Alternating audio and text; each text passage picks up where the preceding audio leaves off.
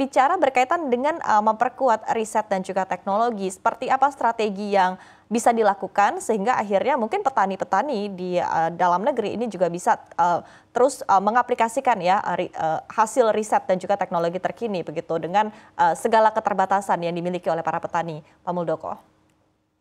Ya, kita mesti jujur ya, seperti jagung segala itu kita masih banyak menggunakan benih-benih dari luar begitu. Mestinya kita bisa dan sebenarnya sudah ada juga riset-riset itu.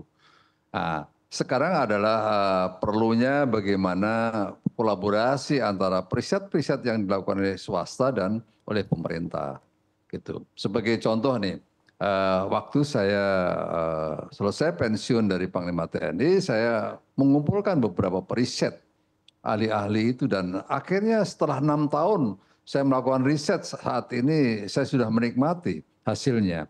Yang namanya M70D itu sebuah padi yang umurnya hanya 75 hari, hasilnya di atas 9 ton dan ini saat ini sudah tersebar di Indonesia.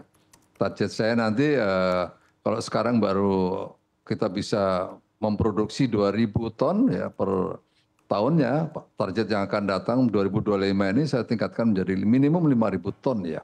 Itu karena memang membuat benih itu nggak gampang, cukup sulit ya. Tetapi kita harus berani mengambil langkah-langkah seperti itu. Berikutnya Mbak Eva, kita juga perlu sampaikan bahwa kita perlu mengambil langkah progresif bekerjasama dengan dunia internasional ya. Khususnya yang telah kita bangun saat ini adalah bagaimana membangun kolaborasi besar dengan FAO ya. Sebentar lagi nanti kita akan meluncurkan sebuah program yang kita namai World Food Forum Indonesia Chapter. Ini sebagai kelanjutan bagaimana membangun jejaring internasional setelah beberapa ide yang kita lontarkan di FAO yang lalu.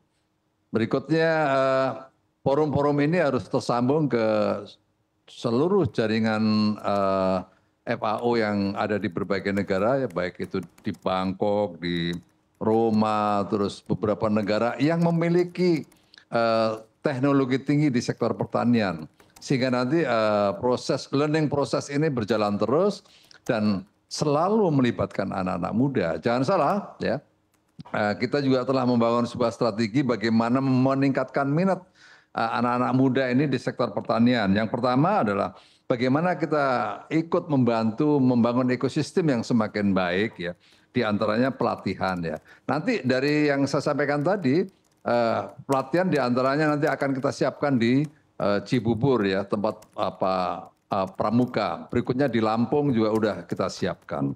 Berikutnya kita juga membantu bagaimana pasar ya, agar mereka jaringan-jaringan pasar ini kita bantu untuk disiapkan sehingga produk-produk mereka itu bisa tersalurkan dengan baik. Berikutnya juga di sektor pendanaan. Yang nggak salah lagi ada di sektor teknologi. Kita saat ini lahir anak-anak muda yang menggeluti teknologi di sektor pertanian dengan pendekatan artificial intelligence. Itu sungguh-sungguh sangat membantu.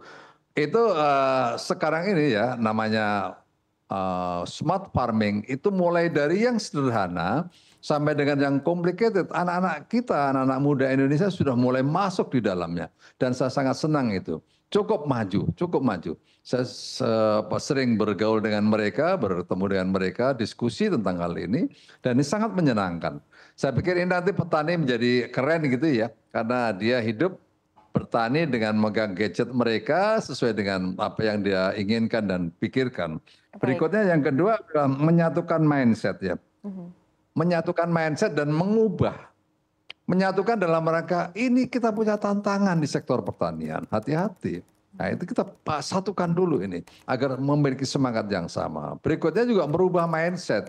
Bagi mereka-mereka yang melihat dunia pertanian hanya dari sisi berlumpur-lumpur, kita rubah mindset itu. Bukan hanya itu.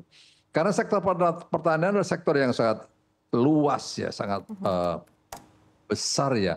Mulai dari riset di awal, berikutnya budidayanya, berikutnya pasca panennya, sampai dengan branding, menuju ke market. Ini sebuah proses yang panjang dan semua proses ini bisa didekati dengan teknologi artificial intelligence.